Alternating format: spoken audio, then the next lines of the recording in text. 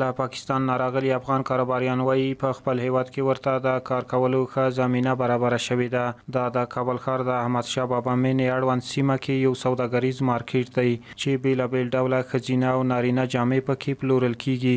د دغه سوداګریز مارکیټ څو تنه هټیوال مخکې پاکستان هیواد کې اوسېدل او خپلې پانګې هلته بندي کړې وې. په وروستیو کې بیرته خپل هیواد ته راستانه شوي او دلته یې پانګونه کړې. هغوی وایي د پاکستان هیواد په پرتله ورته په کابل خار کې د کار ښه زمینه برابره ده. نو الحمدلله دغه یو کال کې چې راغلی پاکستان نه او پاکستان الحمدلله دلته کاروبار د ما ښه ده او ښه خوشحاله یو، آزاده ګرځو، نه څوک په تنګۍ او نه د غلا ډار شته، نه د وحشت ډار شته او نه څوک راته وایي چې د ځای نه لاړ شه بل ځای ته.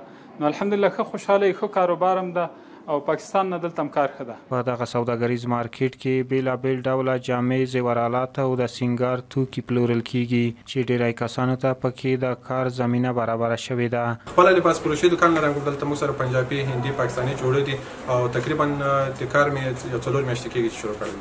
لغمان ټاور تقریبا ډېر زیات سهولتونه لري، د لیفټ سیستم سو، په صفایي سیستم سو، اطفایه شو او داسې مطلب نور لکه د لیفت سیستم سانده زیاد سهولتونه لري. قبل از دکانهای ما سلطانی بود، فعلا نالیجی آمدیم. اینجا هم خوب است، مارکت نو است، دیگر قیمت ها خوب است، مناسب است، جنس های خوب است و خیر ببینیم مدیر صاحب مارکت برای بسیار همکاری ها میکنم رای دکاندارا و خدای رئیس صاحب مارکت. اینجا انشالله همه امکانات است، کل چیز منظم است، بسیار به طریقه درست و از مشتری ها انشالله از پیش ما خفه نمیشه. با وجه و آخرش کوشش میکنیم که انشالله یک کس از پیش ما خوش رو و یک جنس خوبتر و با قیمت مناسب بگیره. احمدشاه بابا مینه، لغمان ټاور کې زموږ دکان موجود ده او موږ سره مکمل زیاتره چې راځي هندیان زیات راځي، پاکستانی عموما چې راځي جامې زموږ ته ډېرې کمې وي، خو زیاتره موږ چې هیواد راواردوو هندي جامې ډېرې زیاتې وي. یعنی پاکستانی په لحاظ پاکستانی او دغه مقایسه چې هندي جامو ډېر یعنی ډېر کوي دي، نور ټیکه یې ډېر بهترینه ټیکه راځي.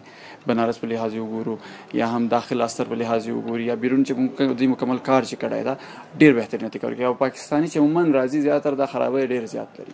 رختونه الحمدلله ښه رختونه راوړو، ښه کوالټي راوړو، خراب شی نه راوړو ځکه چې خراب شی بیا موږ مشتری خرابوي.